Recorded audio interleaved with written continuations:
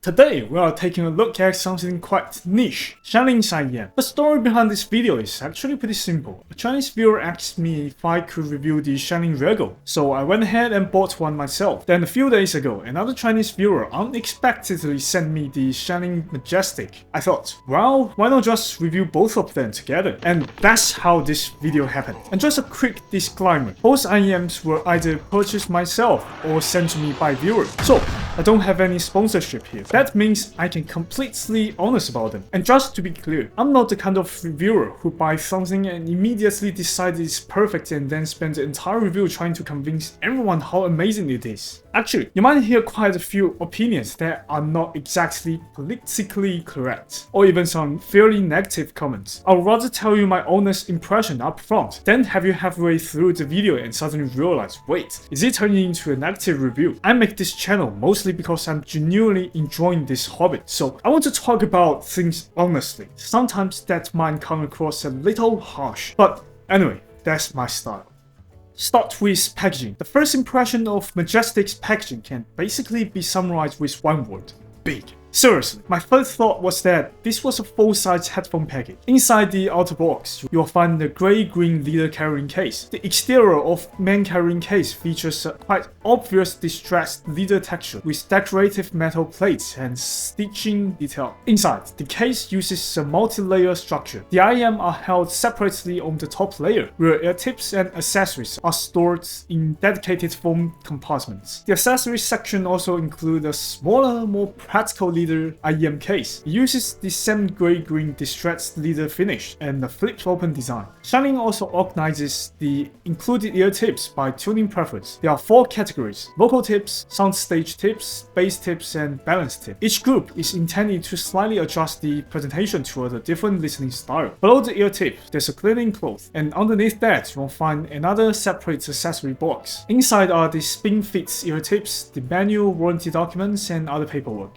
Overall, the unboxing experience is quite ceremonial. It's definitely more like opening a luxury product. Now let's move on to the Regal. The outer packaging starts with a black paper sleeve. Once you remove the sleeve, you'll find a black rigid box with a lift-off lid design. Opening it up, the IEMs are immediately presented inside. Below that, there's another dedicated accessory compartment. The carrying case is a round and brown leather card case, with a noticeable distressed leather texture on the surface as well. The Regal also come with 4 different types of ear tips, each designed for a different sound preference: soundstage tip, vocal tips, balance tip, and bass tips.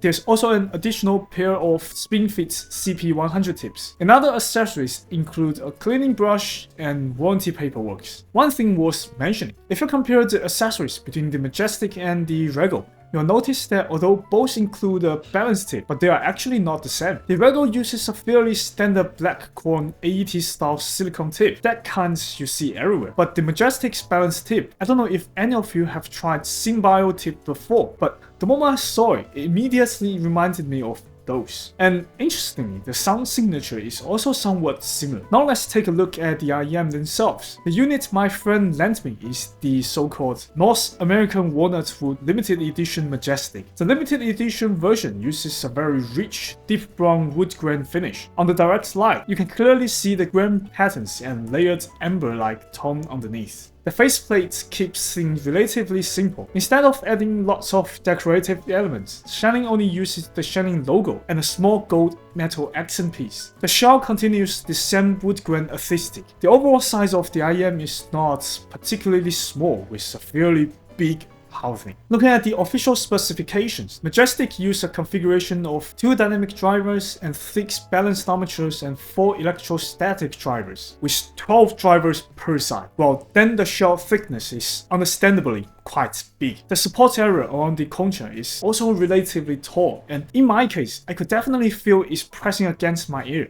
The friend who lent me this IEM said the fit gave him some truly unforgettable painful memories. So, if you are considering buying this one, I'd strongly recommend checking the dimension beforehand, or ideally trying one on person. The nozzle is made of metal, and you can see a pressure relief vent on the top of the shell. On the sides, there are 2 tuning switches for adjusting the sound. Now let's move on to the cable. The main color theme is black and copper, which matches the wood grain aesthetic of the IEM itself. out extremely well, while the splitter, slider, and the plug housing are all made from metal components. The surface finish uses a warm antique bronzy color, which fits the overall vintage-inspired design language of the Majestic quite nicely. The Regal features a turquoise green faceplate with a fragmented pattern. The design combines several colors, including turquoise green, deep red accents, a little bit of purple, and subtle golden reflection. According to Shanling, this is created using a so-called crystallized titanium process. The shell itself uses a semi-transparent material, allowing you to vaguely see the internal drivers. And speak of the driver configuration is 2 dynamic drivers with 4 balanced armature and 2 microplanar drivers. Now I'm curious,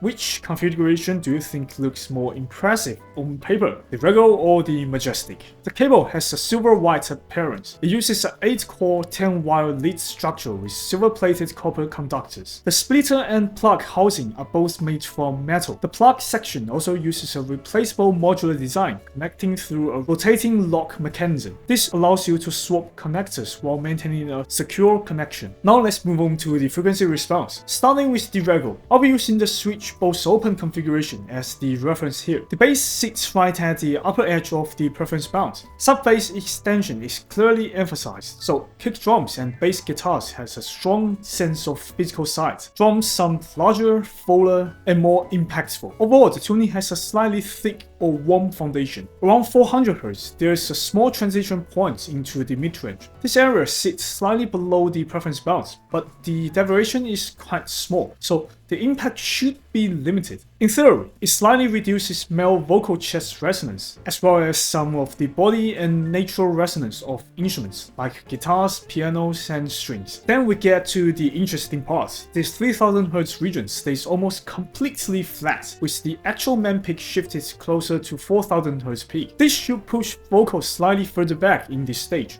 However, just like the YO9 Trip, the emphasis isn't necessarily on the vocal proximity. Instead, it focuses more on the vocal texture, such as the articulation, mouth shape, and the outline of the voice itself. There's then a small dip around 4.5 to 5000 Hz, which helps reduce the sibilance and soften the sharpness of the snare drums. After that, the treble response stays almost entirely within the preference bounds. Aside from some fluctuation in the very upper treble, there aren't many obvious issues. Overall, based on the graph, the Regal should sound like a full-bodied bass response with deep extension and strong impacts. A mid-range that stays clear and natural without being overly thick. Vocal that emphasize articulation and definition rather than sheer forwardness. And the treble that has enough brightness and some sense of air. The only potential concern is that the very top end texture may feel slightly less smooth, with the uppermost harmonics coming across a bit more fragmented, or to say scattered. Looking at the impedance curve, the Regal measures 7.4 ohm at 1000 Hz. Minimum impedance is 5.1 ohm at 20,000 Hz. Maximum impedance is 14.1 ohm at 20 Hz. If you're pairing with a source that has unusually high output impedance, the bass will become slightly more elevated, but the overall effects shouldn't be dramatic.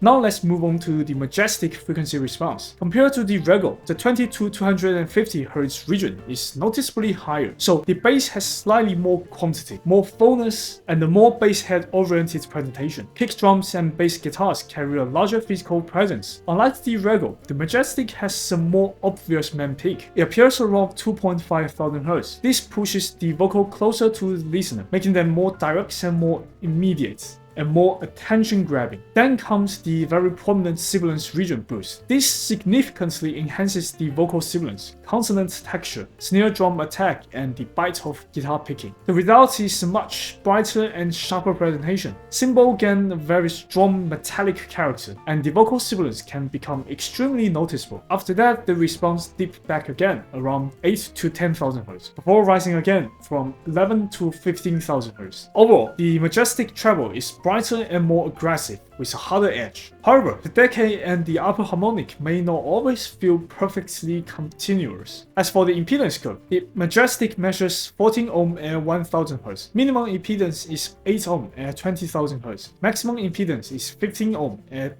1.9,000 Hz. Overall, the lower and mid-frequency impedance is much flatter compared with the Regal. It is therefore slightly more stable and should be less affected by the source output impedance. Now let's move on to the subjective listening impression. With the Regal using all switches open, paired with Majestic balanced air tip, the overall sound is fairly balanced, but with a slight emphasis toward the both end. Personally, I actually think the Majestic balanced tip are the perfect match for the Regal among the stocked options. However, if you use the Regal's own balanced tip with all switches open, the sound becomes much more aggressively V-shaped, with a bass response that can honestly feel a bit wild. The biggest issue is that the bass becomes too dominant. The entire presentation starts to revolve around that low-end energy, and everything turns into basically boom, boom, boom. That said, if you are a true bass head, I actually highly recommend trying this configuration, because purely in terms of impacts, the Regal can be even more aggressive than the Mega 7. The slam is seriously impressive. The only problem is that it gets a little too speaker in the trunk of car kind of crazy. Switching to the symbiote style tip improves the thing significantly. The bass becomes much more controlled and balanced. Interestingly, I also noticed that the Regal's balanced tip actually produces more bass than dedicated bass tips, which appears to be inspired by the Sony tips. A very strange result. But anyway, back to the actual sound. The Regal's bass extension is excellent. You can clearly feel the impact traveling deep down, and the elasticity is also very good. The downside is that the bass image is simply a little too large. It creates a noticeably masking effect. With pop music, when the drum hits, the bass image can sometimes overlap with the vocal, slightly reducing the separation. Personally, I actually really like this bass because I'm a bass head. In its default configuration, I would agree that it's not exactly the most balanced tuning. It's a little too much and a little too explosive. But if you use the symbiote style tips or another tips that can slightly reduce the bass quantity, the quality becomes genuinely impressive. You keep the depths, impacts, and the texture while removing the excessive boominess. Now let's talk about the Majestic space, or rather, not just the bass. The entire tuning of the Majestic feels much more conservative compared to the Regal. And in this case, the conservative doesn't necessarily translate into a benefit. Instead, it actually makes the presentation feel somewhat more boring. With all switches on, I actually think the Majestic space performs worse than the Regals. Sometimes the impact simply feels weaker. The initial hit doesn't have the same level of physical slam. Other times the impact is there, but the elasticity and the texture are reduced, leaving behind the bass response that feels much more like a pure boom. The Regal with its balanced tip may be a bit excessive, but at least the soul, the characteristics are there. The impact is strong and the extension is deep, and the bass has a clear personality. Once you tap me slightly with different tips, it becomes genuinely interesting and fun. But with the Majestic, the amount of bass is still quite large, but the quality doesn't feel like it's keeping up. You get the same sense of pressure, but with less texture and control. The one advantage is that the Majestic's vocal image sits slightly higher, while the bass occupies a lower position. Because of this, the two images are more separated. The bass is less likely to overlap directly with the vocal, so the overall presentation has better separation between the low-end foundation and the mid-range.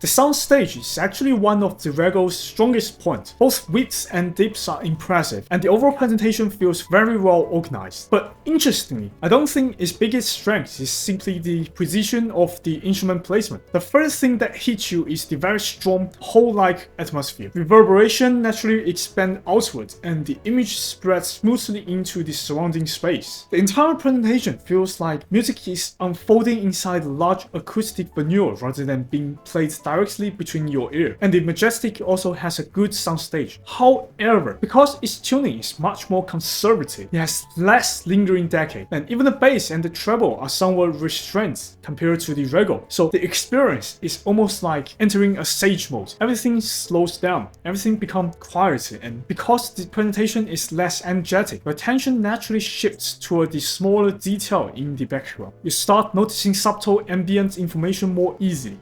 With the treble switch turned on, the Regal's upper treble extension becomes extremely impressive. It reaches very high, sounds very energetic, and adds a luxurious sense of sparkle. The trade-off is that the overall presentation also becomes noticeably brighter. Overall, I think the treble has a lot in common with the Mega 7 because the extension is excellent and the energy level is high. It creates that very transparent and exciting sense of clarity. In fact, I would even say the extension is slightly better than the Mega 7. With the treble switch turned off, there were moments where female vocals feel like they were missing that final bit of height, as if they couldn't quite reach the top note. There was also a slight disconnect between the treble and upper treble. Turning the treble switch on solves both of these issues. The only downside is that the treble switch also makes the overall presentation a little crispier. It's like the increased treble energy makes the edges of notes clearer and sharper, so the entire sound takes on this almost dried super glue-like quality, a bit shiny and a bit hard, and slightly brittle and crispy, that kind of feeling. Moving on to the vocal of Regal. I think the vocal articulation and breath detail are clearly emphasized. The good thing is that it doesn't boost sibilance together with those details. Sibilance control is still quite well handled. It won't turn into the kind of treble that's super piercing. The overall vocal tonality is fairly neutral, with just a slight cold tint. Honestly, it's one of the few cooler tones vocal presentation I've heard that still sound genuinely enjoyable. The timbre itself isn't dry, but it's also extremely clean. The presentation is very straightforward, with very little added emotion coloration. It lets you hear the singer's natural voice directly, rather than adding the actual warmth or sweetness on the top.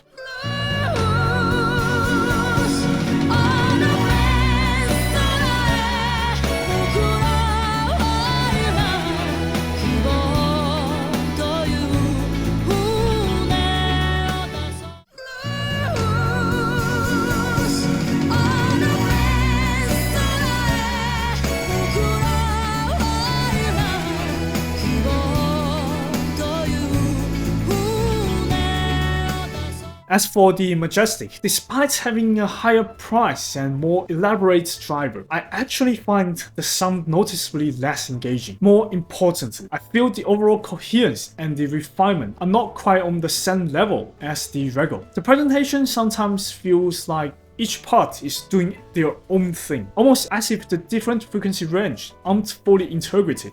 Vocal become noticeably darker, the distance is pushed further back, and the singer are placed more behind the instrument. The treble extension is also not as impressive as the Regal. Female vocal especially feel like they are missing that final bit of height and energy. It's almost like listening to Regal with the treble switch turned off. The only one clear improvement I found is the mid-range thickness. Compared with Regal, the Majestic has a fuller and richer mid-range. You could call it a more mellow and lush if you like that kind of presentation. Overall, what the Majestic does is mainly adding more weight and thickness to vocal, making the voices feel more solid and grounded. The entire presentation becomes fuller, and combined with its darker treble tuning, it creates a sound that feels more, you can say, mature tuning. This kind of presentation works better with slower and more emotional older recording. It has a stronger sense of age. In some ways, it reminded me of the Sony Z1R. However, to be honest, if you are mainly listening to pop music or ACG, I feel like it can end up being a little too restrained. The bass loses some of the fun factor,